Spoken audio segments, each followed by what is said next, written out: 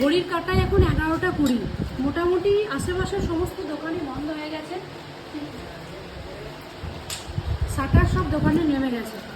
আমরা এখন এসেছি দিদির হোটেলে। এই বোনরা দাদা অনেকেই রয়েছে এখানে। এসে আমরা প্রথম কথা হচ্ছে যে খুব আন্তরিকের সহিত খাবারটা পেয়েছি, আর দ্বিতীয় কথা হচ্ছে একদম গরম গরম খাবারটা পেয়েছি। সারাদিন মানে সেই সকাল 7:30 নাগাদ আমরা চোপতা থেকে বেরিয়েছি, চোপতা থেকে আমরা হরিদ্বার পৌঁছেছি। তো মোটামুটি রাস্তাটা খুবই কষ্টদায়ক, কষ্ট পেয়েছি। কিন্তু এখন রাতের বেলায় সবাই মিলে এসেছি এই হোটেলে খাবারটা খাচ্ছি। বেশ ভালো খাবার। তোমাদের যদি মনে হয় তো তোমরা কিন্তু অবশ্যই এখানে এসে খাবার একবার ট্রাই করতে পারো। খাবার দাবার কিন্তু বেশ ভালো।